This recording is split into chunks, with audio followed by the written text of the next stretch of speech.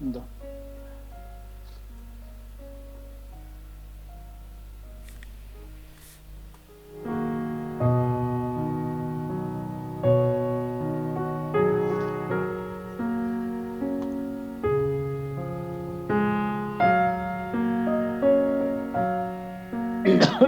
ल भयो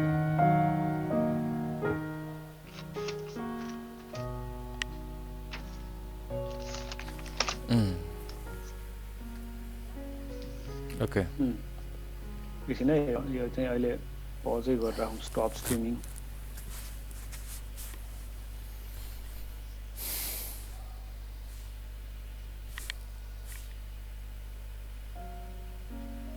ल गरौँ हस्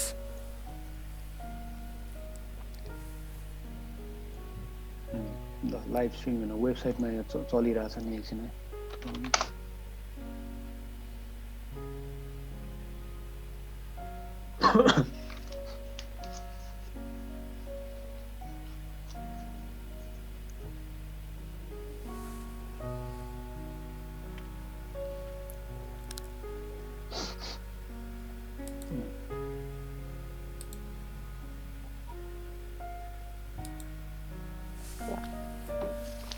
त्यो त लाइभ स्ट्रिमै छैन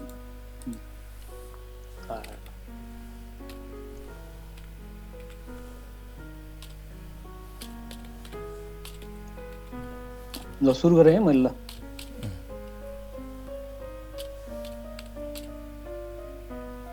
भयो होइन राजनजी ल भयो है त सुरु गरेँ ल हस् स्टप स्ट्रिमिङ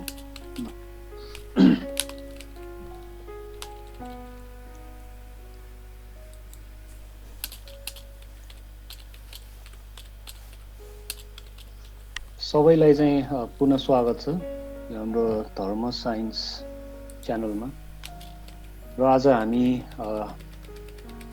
फेरि लाइभ आइसकेका छौँ हाम्रो यो dharmaScience.com पनि हामी अहिले लाइभ छौँ र ट्विचमा twitch.tv/dharmascience पनि लाइभ छौँ र आज हामी राजनजीलाई चाहिँ केही बुद्धिज्मको कुराहरू र त्यसको प्रकारहरूको बारेमा प्रस्ताइदिनु हुन म अनुरोध गर्दछु हामी आज कुनै ग्रन्थमा त्यसमा पनि कुरा गर्छौँ होइन त राजनजी हजुर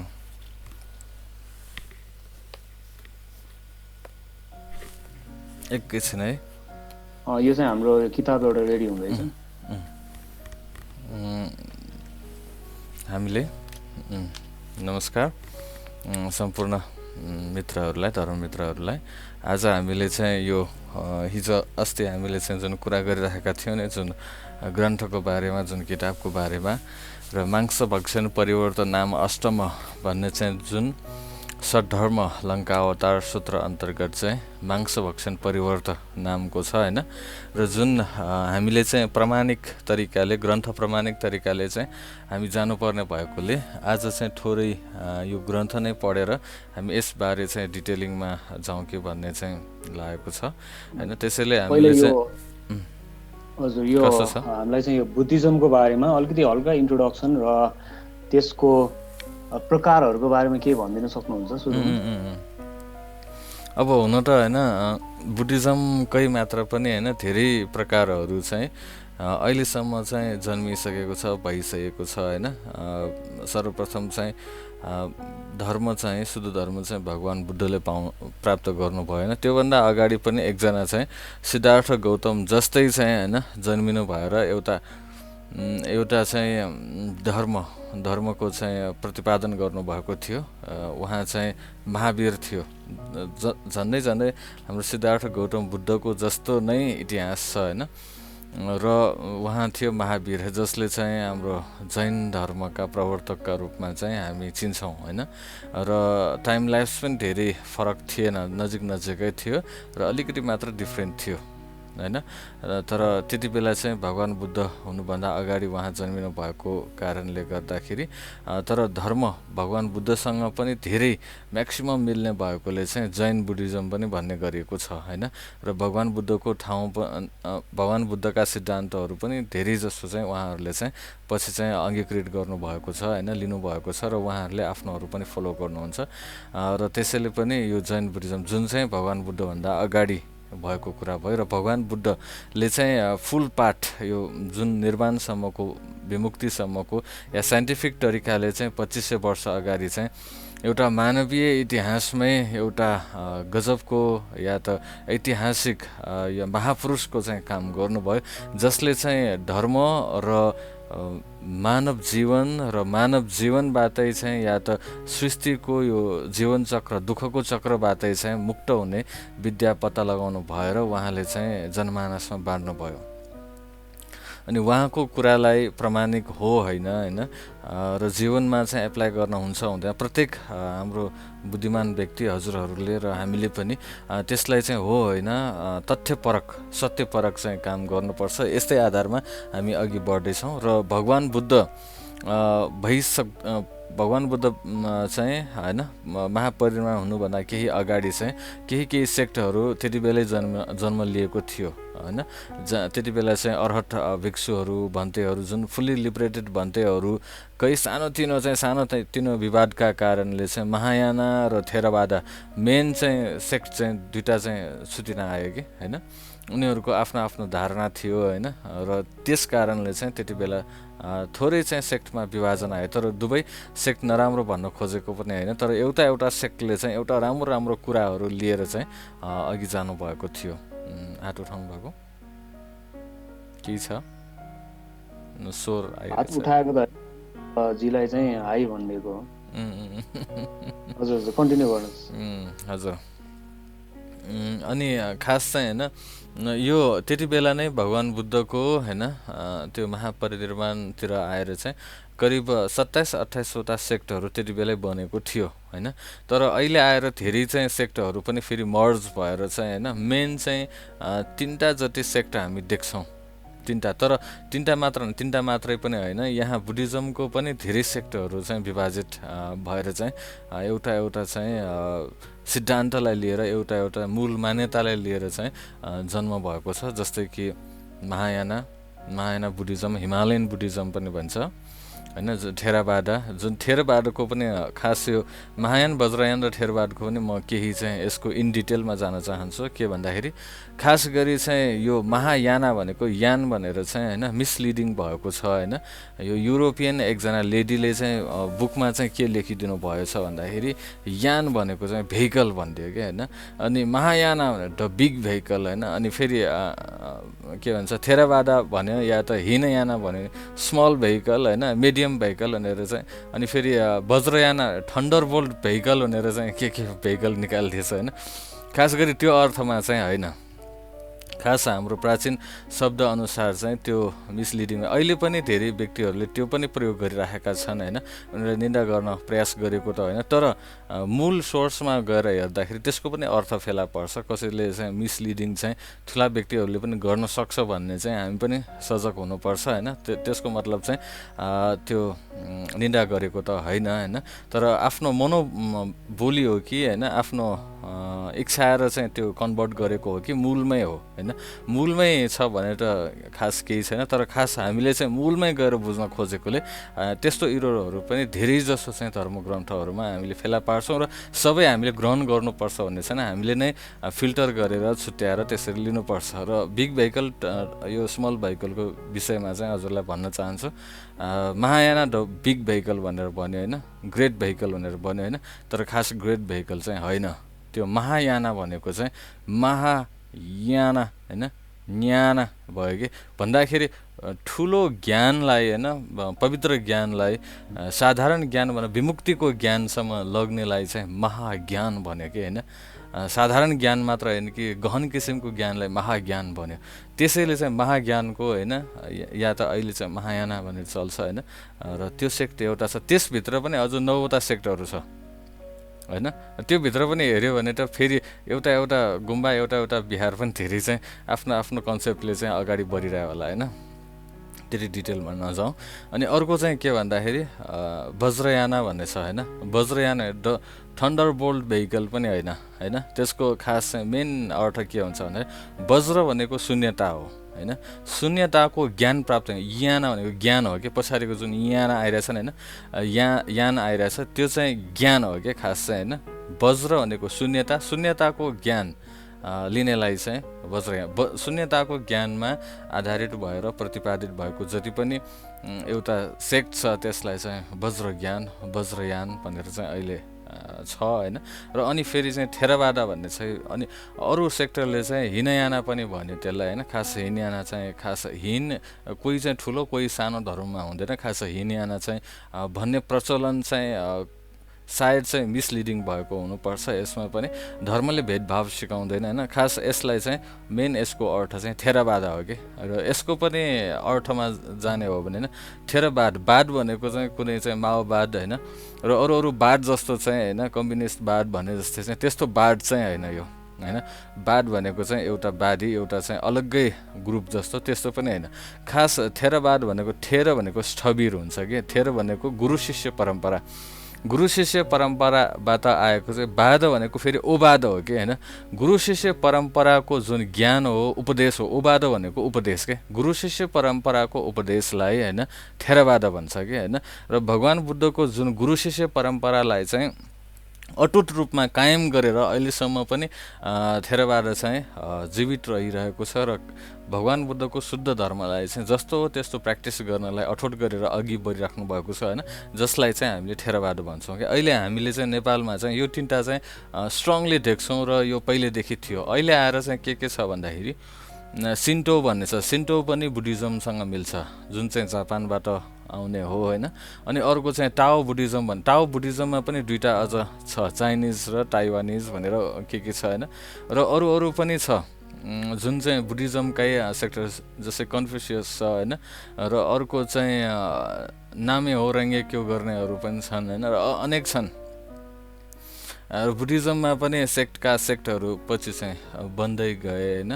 र खास हामीले चाहिँ त्यो सेक्टहरू सबै चाहिँ अध्ययन गर्नुपर्छ भन्ने पनि होइन, तर मौका मिलेमा चाहिँ त्यो धर्मग्रन्थ मूल धर्मग्रन्थमा चाहिँ शुद्ध धर्मका कुराहरू हुन सक्छन्। इनकेस हामीले मौका मिलेमा चाहिँ होइन त्यस्ता किताबहरू पनि अध्ययन गर्ने मौका मिलेमा चाहिँ यसो पल्टाएर हेर्दाखेरि तिनीहरूमा पनि राम्रो राम्रो पर्सपेक्टिभहरू पाउँछौँ। यसको मतलब पुराका पुरा धर्मग्रन्थ शुद्ध हुन्छ भन्ने पनि होइन।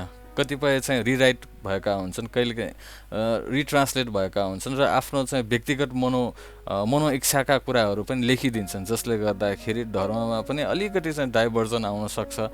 सिद्धान्त बिच चाहिँ अलिकति चाहिँ त्यो नमिलेको जस्तो हुनसक्छ। तर शुद्ध धर्ममा चाहिँ हामीले मन शुद्ध गर्नलाई, शील शुद्ध गर्नलाई होइन, समाधि शुद्ध गर्नलाई जुन जुन काम लाग्छन् होइन तिनीहरू चाहिँ हामी लिन सक्छौँ होइन। जसले मनलाई एकाग्र गर्नलाई हेल्प गर्छ, जसले चाहिँ मनलाई शुद्ध गर्नलाई हेल्प गर्छ र जुन पालन गर्नाले आफूलाई पनि कल्याण हुन्छ अरूलाई पनि कल्याण हुन्छ, त्यो पक्कै धर्मकै शब्द हुन्छ, धर्मकै व्याख्या हुन्छ।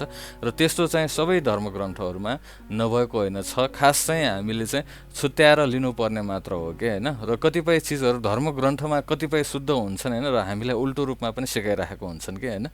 जस्तै मध्यमांशको प्रयोगमा पनि हामीले व्यवहारिक जीवनमा पनि त्यस्तो देख्न र हेर्न पाउँछौँ होइन। कसैलाई निन्दा गर्न खोजिएको त होइन, तर यसै चाहिँ मूल ग्रन्थको प्रमाणको आधारमा चाहिँ हामीले शुद्ध धर्म पछ्याउने हो भने होइन यो ग्रन्थ पनि मैले चाहिँ आज चाहिँ ग्रन्थ प्रमाणको रूपमा चाहिँ अगाडि बढौँ कि जस्तो लागेर चाहिँ मैले सुरुवात गरौँ कि जस्तो लाग्यो। तर मेरो यहाँ चाहिँ अफ भइसक्यो जस्तो छ मोबाइलले।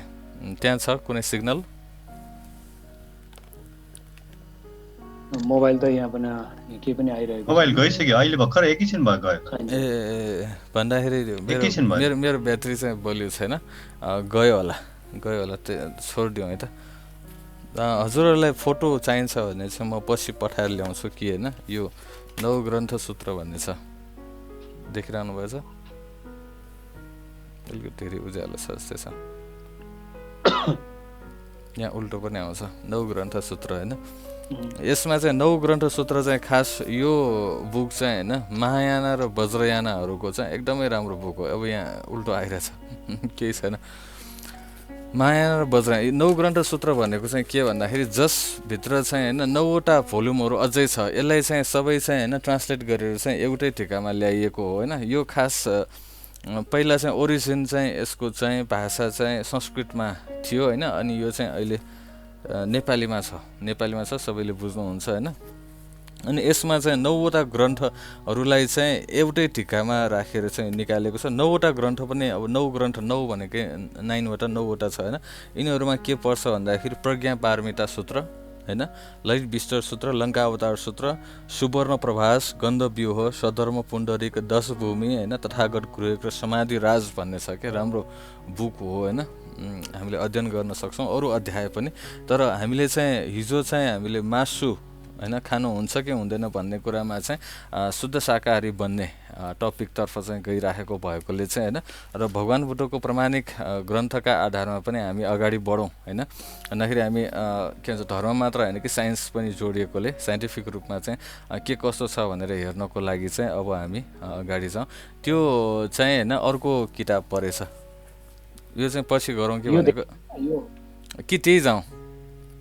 यो चाहिँ अर्को देखिन्छ होला नि होइन, सबैले देखिराख्नु भएको छ कि यो सानै ग्रन्थ जाउँ, यो गरे पनि हुन्छ त्यो गरे पनि हुन्छ। यसको चाहिँ मैले चाहिँ फोटो पठाएर ल्याएको थिएन होइन। अनि यो चाहिँ महायान धर्ममा मध्यमांशको प्रयोग भन्ने छ होइन। यो पनि मलाई राम्रो लागेको बुक हो। यसका लेखक चाहिँ होइन हाम्रो महेश्वर राज वज्राचार्यजी हुनुहुन्छ होइन। र यसमा चाहिँ हाम्रो नेवार कम्युनिटीमा या त नेपालमा के कसरी चाहिँ होइन त्यो हाम्रो त्यो भयो भन्ने चाहिँ छ होइन। त्यो राख्नु भए पनि हुन्छ। अघिनको फोटो हजुरसँग छ है हजुर। यो अनि तन्त्र मन्त्र शाक्तमा पनि होइन यो खास कसरी चाहिँ प्रयोग गर्नुपर्छ भन्ने छ कि हाम्रो शुद्ध धर्म होइन। र खास गरी धर्म भनेको शुद्धै हुन्छ होइन। र बिचमा आएर कलुषित भएको हो भन्ने प्रमाण यसले पनि दिन्छ होइन। अघिनको फोटो छ नि फर्स्टको, अघि नै राख्नु भएको त्यो चाहिँ देखाउनु पर्यो। यसमै जाउँ। अनि फेरि एउटा म हजुरहरूलाई देखाउन चाहन्छु। र फेरि प्राचीन कालमा चाहिँ फेरि पनि 4वटा किसिमले चाहिँ यसरी डिभाइड गरिएको छ होइन। त्यति बेला चाहिँ यानलाई चाहिँ होइन श्रावक यान अथवा थेरवाद पनि, श्रावक यान पनि भन्छ थेरवादलाई होइन। श्रावक जुन कि गुरु शिष्य परम्परा अन्तर्गत चल्छ होइन। र प्रत्येक बुद्ध यान होइन, र छोटकरीमा प्रत्येक यान पनि भन्छ। र बोधिसत्व यान अर्थात् महायान पनि भन्छ होइन बोधिसत्व यानलाई। अनि एउटा चाहिँ वज्रयान भन्ने त्यस्तो छ। अनि अहिलेसम्म आएर त धेरै त्यो आइसकेको छ।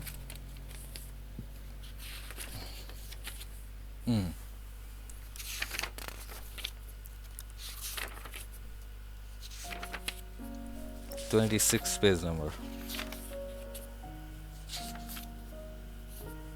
सेयर भयो त हाम्रो यो फर्स्टको हो सबभन्दा फर्स्टको हो। पेज नम्बर अलिअलि आएको छ उल्टो भएको रहेछ। यो के भएको रहेछ एउटा छ।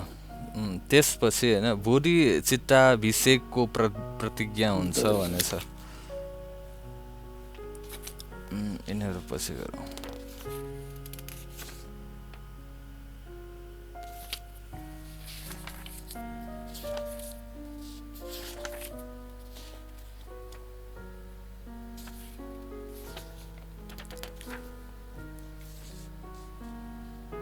यो सद्धर्म लङ्का अवतार सूत्र यसमा पनि आएको छ। मांस भक्षण परिवर्त भन्ने त्यो बुकमा चाहिँ के लेखेको छ भन्दा यति 6वटा कुराहरू चाहिँ बुदाहरू यसमा पनि छ कि त्यसकै यो अघि नै देखाइएको किताबकै इलिस्ट्रेसन हो होइन। केही चाहिँ ल्याइएको म हजुरलाई पढेर सुनाउँछु। 1 नम्बर, हामी जुन पशु पंक्षीको मासु खाने गर्दछौँ हुनसक्छ ती जीवहरू हाम्रा बितेका पुर्खाहरू, बा आमा, दाजु भाइ, दिदी बहिनी अथवा यस्तै अन्य आफन्तहरू, आत्मीयजनहरू आफ्नो कर्मफल अनुसार जन्म लिइरहेका हुन्छन्। यस अर्थमा आफ्नै सगोत्र बन्धु बान्धव वा इष्टमित्रहरूको मासु कसरी खान मिल्छ भनेर प्रश्न गरिएको छ होइन। यो मिल्छ र भन्ने किसिमले होइन। 2 नम्बर, मरेको मान्छेको दाह संस्कार गर्दा आउने दुर्गन्ध र अन्य प्राणीहरूको मासु पोल्ने बेलामा आउने गन्ध एउटै प्रकृतिको हुन्छ। जुन कुराको गन्ध समान छ र तिनीहरूमा अन्तर्निहित गुण पनि एउटै जस्तो हुने गर्दछ। तसर्थ सुचिनिची गर्नेहरूले मान्छेको लास बराबरको मासु खान पूर्णतया अयोग्य हुन्छ, हैन। 3. मांस भक्षण गर्नेहरूलाई कम निन्द्रा लाग्ने गर्छ। निन्द्रा लागिहाले पनि उठ्ने बेलामा जिउ भारी भएको हुन्छ। उनीहरूले सपना पनि नराम्रो देखिने गर्दछ। खाना अपच हुने भएकोले प्राय जसो रोग लाग्ने हुन्छ। पेटमा जुका पर्न गएर अस्वस्थ हुने सम्भावना धेरै हुन्छ। तसर्थ मासु सेवन गर्न अयोग्य छ। यो पुरानो बुकहरूले नै यसरी भनिरहेछ कि। 4 नम्बर, मासु अनार्यहरूको खाना हो, अतः मांस भक्षण गर्नेहरूको स्वभाव पनि राक्षसहरूको जस्तै निर्दयी हुने गर्दछ। बुद्ध धर्ममा प्रवेश गर्ने दानवहरू त शान्त स्वभावको हुने गर्छ भने राक्षसी प्रवृत्तिमा ढाल्ने मासु कसरी खान योग्य होलान् भनेर चाहिँ प्रश्नवाचक राखेको छ। 5 नम्बर, अत्यधिक मासु सेवन गर्नेहरूको जन्म प्राय गरी बाघ, भालु, चितुवा, ब्वाँसो, लाटोकोसेरो, असुर आदि मांसाहार जीवहरूमा हुने गर्दछ। प्राणीहरूमा सबैभन्दा उत्तम जन्म मानिस भई जन्मिनु हो, किनकि यसै जन्मले मात्र मोक्ष प्राप्त गर्न सक्दछ। यसर्थ यस उत्तम जन्मबाट पशु पक्षी वा दानव जस्तो अधर्म गतिमा झर्नुपर्ने मासु किमार्थ सेवन गर्नु हुँदैन भनेर लेख्छ पुरानो ग्रन्थहरूले नै। 6 नम्बर, मासु सेवनले अभिमान र अहङ्कार बढ्न जान्छ। यसबाट राग उत्पन्न हुन्छ। यसको उत्पत्तिले मोहको वृद्धि हुन्छ र मोहले आसक्ति बढाउँछ। आसक्तिको कारणले दुःखरूपी भवचक्रमा फस्न गई मोक्ष प्राप्त गर्नमा असम्भव हुन सक्छ। यसर्थ कुनै पनि प्रकारको मासु सेवन गर्नु पूर्णतया अयोग्य हुन्छ भनेर लेख्यो हजुर। 1, 2, 3, 4, 5, 6 नम्बर मैले पढेर सुनाएँ। यस प्रकार मांस भक्षण गर्नाले हुने अवगुणहरूको चर्चा गर्दै त्यसको अनुमतिका सम्बन्धमा महामती बोधिसत्वलाई भगवान बुद्ध भन्नुहुन्छ, हे महामती बोधिसत्व, मैले आफूले नमारेको, मार्न नलागेको वा आफ्नो लागि मारेको भन्ने कुनै शङ्का नभएको प्राणीको मासु खानु समेत कसैलाई अनुमति दिएको छैन भनेर उहाँले भन्नुभएको छ। र अर्को यसले अन्डरलाइन गरेको अर्को त्यसको ठ्याक्कै अर्को पेज 6 नम्बर लेखिएको छ, पेज नम्बर। यस परिच्छेदमा अन्तमा मांस भक्षण सम्बन्धी भविष्यवाणी गर्दै भगवान बुद्ध पुनः आज्ञा गर्नुहुन्छ, हे महामती बोधिसत्व, भविष्यमा मेरै शासनमा प्रवजित सट्काए दृष्टि भएकाहरूले र तृष्णामा भुली मासु खान हुन्छ भने आभास आउने गरी ग्रन्थकै निर्माण गर्ने गर्छन्। यति मात्र होइन, फलाना ग्रन्थमा बुद्धले मासु खान हुन्छ भने अनुमति प्रदान गर्नुभएको छ भने नाना भाँति तर्क गर्नेहरू पनि आउनेछन्। यसको अलावा भगवान बुद्ध स्वयंले पनि मासु खानु भइएको छ भने तर्क निकाल्ने छन्। तर हे महामती, भगवान बुद्ध आज्ञा गर्नुहुन्छ, मैले कहीँ कतै कहिल्यै कसैलाई पनि कुनै पनि प्रकारको मासु खान हुन्छ भन्ने अनुमति दिएको छैन। त्यसैले अनुमति म अहिले पनि दिने छैन र भविष्यमा पनि कहिल्यै दिने छैन। अन्तमा भगवान बुद्ध महामती बोधिसत्वलाई पुनः आज्ञा गर्नुभयो, हे महामती बोधिसत्व, तथागतले सम्पूर्ण प्राणीहरूलाई आफ्नो एक्लो छोरो समान माया गरिएको हुन्छ। तसर्थ म आफ्ना प्रिय पुत्रहरूका प्राणीहरूको मासु खान कसरी अनुमति दिन सक्छु भनेर भन्नुहुन्छ, हैन। र त्यस्तै अन्डरलाइन गरेको चाहिँ फटाफटी अगाडि बढौँ है। चर्या गीत चच हालेगु भनेर चाहिँ नेवारमा छ। नेवारीमा त्यो जुन गाउने त्यो के भन्छ, त्यो आगम देवताहरू कहाँ चाहिँ चर्या गीतहरू त्यसरी गाउने गृह पूजाहरूमा तिनीहरूको सम्बन्धमा पनि लेखेको छ यसमा, होइन। चर्या गीत प्रयोग हुने गृह पूजा एकदमै गृह पूजा हुन्छ, होइन। भित्र कसैलाई नदेखाउने पूजा हुन्छ, ठुलो किसिमको पूजा हुन्छ। गृह पूजामा त मध्य मांसलाई अनिवार्य रूपमा प्रयोग गरिएको छ। विडम्बनापूर्ण यस विषयमा कसैले जिज्ञासा व्यक्त गरेमा महायानी गुरुजनहरू जिज्ञासुहरू तिमीहरूलाई बुद्ध धर्मको गृह ज्ञान थाहा छैन र थाहा पाउन योग्य पनि छैनौ, यसका लागि दीक्षा लिनु आवश्यक छ भनी पण्डित त्यहीँ छाड्ने गर्छन् होइन। सरी यसको लागि चाहिँ होइन। र जस यो बुकले चाहिँ यसरी चाहिँ व्याख्या गर्न खोजेको छ त्यस्तो चाहिँ प्रयोग हुने गर्छन् भनेर, त यसको अर्थ चाहिँ अर्कै छ भनेर भन्न खोजेको हो। यस प्रश्नको उत्तर खोज्न तन्त्रशास्त्रको अध्ययन गर्नुपर्ने हुन्छ। बौद्ध तन्त्रहरूमा मूल ग्रन्थ गृह समाज तन्त्र हो। यो तन्त्रशास्त्र महायान धर्ममा 9 ग्रन्थहरू मध्येको एउटा हो। यसलाई तन्त्रराज पनि भन्ने गरिएको छ। अन्य महत्त्वपूर्ण तन्त्रहरूमा हैवज्र तन्त्र, करवीर तन्त्र, सम्बरोदय तन्त्र, वज्रवाराही कल्पतन्त्र, वज्रमाला तन्त्र, ज्ञानोदय तन्त्र आदि रहेका छन् होइन। यी तन्त्रहरूमा धर्मको यथार्थ कुरामा सन्ध्या भाषा भन्ने शब्द छ के, जुन कोड ल्याङ्ग्वेज भन्छ, मैले यसो स्टोर गर्ने चाहिँ सन्ध्या भाषा, जुन चाहिँ कोडलाई डिकोड गर्नलाई र कोडमा लानलाई चाहिँ प्रयोग गर्छ, सन्ध्या भाषा शब्द भनेर होइन व्यक्त गरेको छ। सन्ध्या भाषा शब्दको अर्थ साधारण ज्ञानले हेर्दा लोक व्यवहार विरुद्ध देखिन आउँछ, परन्तु त्यसको भित्री मनसाय अर्कै रहेको हुन्छ, जसलाई बुझ्न नसक्नाले अर्थको अनर्थ हुन सक्छ। उदाहरणको लागि शाक्यमुनि भगवान बुद्धलाई विशेषणको रूपमा प्रयोग गरिने आदरार्थी शब्द भगवानलाई लिउँ।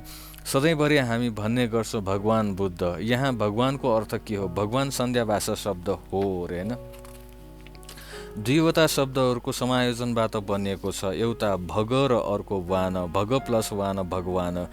साधारणतया भगको अर्थ हो स्त्रीहरूको गुप्ताङ्ग अनि वानको अर्थ हो त्यसमा विचरण गर्ने वा त्यसलाई धारण गर्ने। यसमा चाहिँ गलत अर्थमा समेत त्यो देखाइएको छ मानिसहरूलाई चाहिँ त्यो दिग्भ्रमित गर्नको लागि। पछि चाहिँ यस्तो पनि धेरै चलनमा आएको थियो एउटामा होइन, कुनै कुरामा विचरण गर्नेलाई वा त्यसपछि धारण गर्नेलाई वान भनिन्छ। जस्तै विद्यामा विचरण गर्नेलाई विद्यावान, शीलमा विचरण गर्नेलाई शीलवान, गुणमा विचरण गर्नेलाई गुणवान, धन धारण गर्नेलाई धनवान आदि। यस्तै भगमा विचरण गर्नेलाई भगवान। यस अर्थमा के शाक्यमुनि बुद्ध भगमा विचरण गर्ने भएकोले नै भगवान भनिएको हो त? कदापि होइन। भगमा विचरण गर्नु भनेको धर्मको बिल्कुल विपरीत कुरा हो। अनि प्रश्न उठ्छ किन उसलाई भगवान भनिएको हो त? भगवान सन्ध्या भाषा शब्द हो, बुझ्नुभयो? यो भगवान शब्द नै यो कोड वर्डमा हो।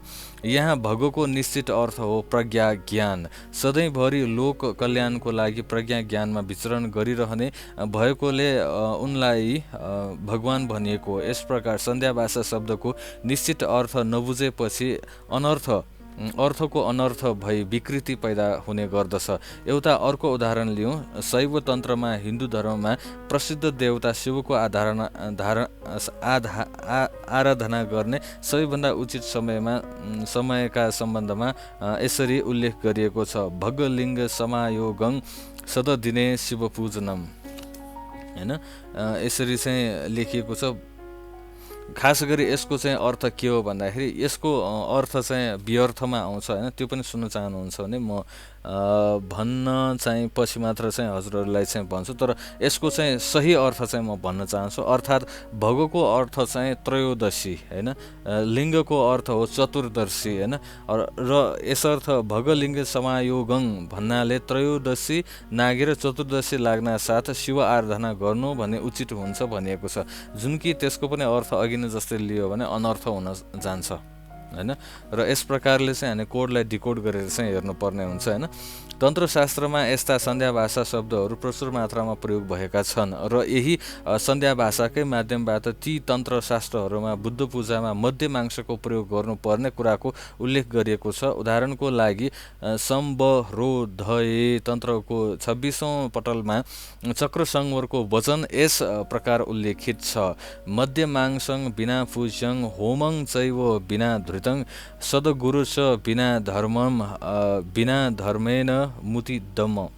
प्रचलित संस्कृतमा यसको भावार्थ यसरी हुन आउँछ, जसरी घिउ बिना होम हुन सक्दैन त्यसरी नै मदिरा र मासु बिना पूजा हुन सक्दैन। एवं प्रकारले सद्गुरु बिना धर्म हुन सक्दैन र धर्म बिना मोक्ष प्राप्त हुँदैन।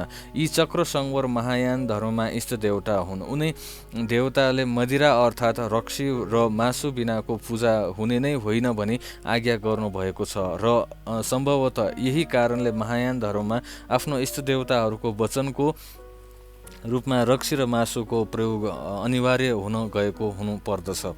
परन्तु यसै श्लोकको दोस्रो चरणमा भनिएको छ, बिना गुरु धर्म हुँदैन र धर्म बिना मुक्ति पाउन सक्दैन। गुरु त्यो हो जसले असल बाटो देखाउँदछ, अन्यथा धर्मको नाममा अधर्म र मोक्षको नाममा नरकगामी हुनेछ। यसमा पनि हामीले विचार गर्नुपर्छ। यसमा पनि हामी पछि चाहिँ गुरुको सम्बन्धमा पनि हामी छलफल गर्नेमा चाहिँ अर्को आउँछ होइन। यहाँ विचार्ने कुरा के छ भने उक्त श्लोकमा उल्लेखित मध्य र मांस सन्ध्याभाषा शब्द हुन्, जसलाई रक्सी र मासु भनी अन्त्याउनु बुद्ध धर्म प्रति पूर्णतया अज्ञानता या बेहोसी ठहरिएको छ। गृह समाजतन्त्र एवं क्रिया सङ्ग्रहमा मध्यको अर्थ यस प्रकार दिइएको छ, इदतं नारिकेलम समयादि क्रमादत्ते समय रक्षणा सिद्धि पियो वज्रा मृतो डकम भनेर चाहिँ भनेको छ। यो संस्कृत वर्ड हो होइन। भावार्थ यो काँचो नरिवलभित्र रहेको जल हो, वज्रोदक पनि भन्दो रहेछ होइन। वज्रोदक स्वरूपको यो अमृत जल जीवन शुद्ध पार्नको लागि समय चक्र अनुसार पिउने गर्नुपर्दछ। प्राकृतिक रूपमा तयार हुने नरिवलभित्रको यो जल अति शुद्ध भएकोले यहाँ यसलाई वज्र अमृतोदक भनिएको हो। यसको अर्थ हो अमृत समानको विशुद्ध पानी। छोटकरीमा यसलाई वज्रोदक हो। अमृत सम्मानको विशुद्ध पानी छोटकरीमा यसलाई वज्रोदक मात्र पनि भन्ने गरिन्छ। यसर्थ वज्रयान मध्यको अर्को नाम वज्रोदक हो। यो वज्रोदक अर्थात् मध्य कुन बेला कहाँ पिउने गर्छ भन्ने सम्बन्धमा एउटा सूत्र यस प्रकार रहेको छ, वज्रोदकं समाख्यातं नारिकेलोदकं मतं बुद्ध पूजादि सर्वेषु पिबन्ति सुरपानया भन्ने चाहिँ छ होइन। भावार्थ वज्रोदक भनिएको यो नारिकेलोदक अर्थात् नरिवलभित्र प्राकृतिक रूपमा रहेको पानी बुद्ध पूजा सम्मानका सबै कार्यहरूमा देवताहरूले पिउने गर्दछन्। परन्तु कुनै बौद्ध गुरुहरूले उपरोक्त श्लोकको अन्तिम चरणमा निहित पिबन्ति सुरपानायको अर्थ देवीहरूले सुरपान अर्थात् रक्सी पिउने गरिएको भनी अर्थ्याउने गरेका छन्। यथार्थमा यहाँ सुरपान या सुरपानमा रहेको सुरको अर्थ भगवान बुद्ध चक्र सम्बरादि देवताहरू हुन् भने पानको अर्थ वज्रयोगिनी आदि अन्य भगवती देवताहरू हुन्। यस प्रकार तन्त्रमा उल्लेखित मध्यको अर्थ रक्सी नभई वज्रोदक अर्थात् नरिवलभित्रको विशुद्ध प्राकृतिक जल हो होइन। यसको सेवनले मन मस्तिष्कलाई शुद्ध, शान्त एवं शीतल पार्ने गर्दछ। यस प्रसङ्ग अनुसार तन्त्रमा उल्लेखित सन्ध्याभाषा शब्दको नासमझले गर्दा मध्यको अर्थ मदिराको रूपमा महायान धर्ममा प्रयोग भइरहेको देखिन्छ भने महायान अनि प्लस वज्रयानमा पनि हामीले कहीँ कतै चाहिँ देख्ने गरेका छौँ। परन्तु यस सम्बन्धमा एउटा अर्को उल्लेखनीय पक्ष पनि रहेको छ, त्यो हो मन्त्रको प्रयोग होइन।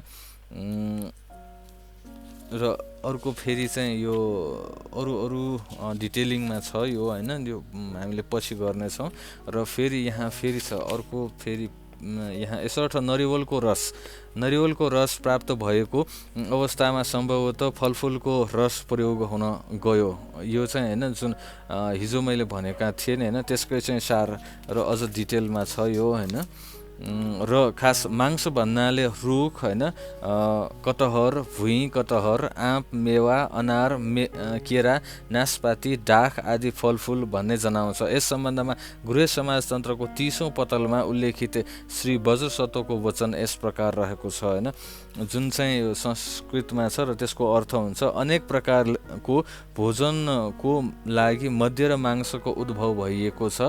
मध्य भन्नाले नारिकेलोदक अर्थात् नरिवलभित्रको जल हो र मांस भन्नाले रुख कटहर, भुइँ कटहर, आँप आदि नाना प्रकारका फलफुलहरू हुन्।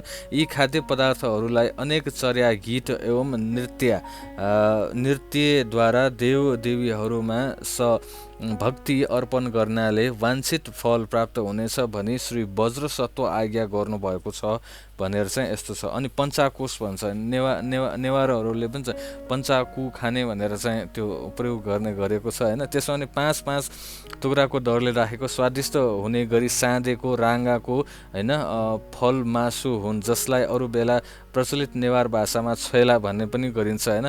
प्रसादको रूपमा पञ्चाकोष खाने बेला यसको साथमा मध्यको नाममा मदिरा ग्रहण गर्न अनिवार्य मानिएको छ। यसपछिका भोजन गर्ने सुरु हुन्छ। तन्त्रशास्त्र अध्ययन गरिएको खण्डमा पञ्चाकोषको नाममा यस प्रकारको प्रसाद ग्रहण गर्नु सरासर गलत ठहरिन आउँछ। पञ्चाकोष 2 शब्द मिली बनिएको छ, पञ्च प्लस आकोष होइन। पञ्चको अर्थ 5 हो भने आकोषको अर्थ प्रदीप हो। साधारणतया प्रदीपको अर्थ चहकिलो बत्ती भन्ने लाग्दछ। यस सम्बन्धमा सम्बरोधक तन्त्रमा श्री चक्रसंवर वज्रसत्वको वचन यस प्रकार रहेको छ। गो माहङ हय मासङ च हस्तिङ मास तथैव च नरमासङ कुकुरी मासङ ग्राह्यश्च विचक्षण पञ्च प्रदीपमाख्यातं वज्रसत्व वचनो यता दशमी पर्वणि प्राप्ते एतद्वस्तु समी लयते रयत। भावार्थ गोमांस, हयमांस, हस्तीमांस, नरमांस, कुकुरी मांस यी 5 प्रकारका मांसहरूलाई विद्वानजनहरूबाट ग्रहण गर्नु उपयुक्त छ। यी वज्रसत्वहरूले यसलाई पञ्चप्रदीप पञ्चाकुश भनी आज्ञा गर्नुभएको छ। यसर्थ यी 5 प्रकारका मांसहरूलाई दशमी, चतुर्दशी, औँसी, पूर्णे आदि पर्वहरूमा देव देवताहरूको पूजा आराधना गरी प्रसादको रूपमा ग्रहण गर्नु अत्युत्तम छ।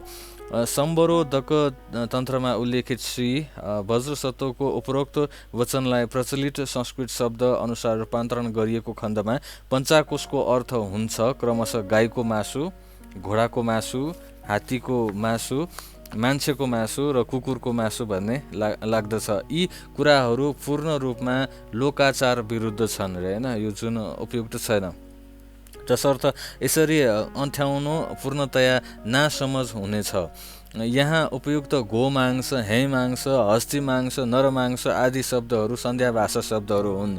यसको अर्थ हुन्छ क्रमशः गाईको दुध, गाईको दही, गाईको घिउ, मह तथा सक्खर वा चिनी। यी 5 वस्तुहरूको उचित संयोग हुँदा पञ्चप्रदीप बन्दछन्। अर्थात् यी वस्तुहरूको प्रयोगले देहमा पञ्चरश्मि उत्पन्न हुने गर्दछ। तसर्थ यी 5 वस्तुहरूलाई मिश्रित टाइम सकिन लागेको छ है। हस्, टाइम सकिन लागेको छ। म यो फेरि एन्ड गर्छु, फेरि जोइन गर्न सक्नुहुन्छ। हस्, यो पनि सक्यो। ल हुन्छ, यो सके। म अहिले एन्ड मिटिङ गर्छु, फेरि जोइन गर्नु। हस् हस् हस्। अनि त्यसपछि हामी डिस्कस गर्छौँ। छलफल जे पढ्नु भयो नि होइन, त्यसरी चाहिँ उहाँले फेरि बुझाउनुहुन्छ। मैले चाहिँ खासै धेरै कुरा चाहिँ बुझिनँ होइन, अरूलाई कस्तो लाग्यो है। ल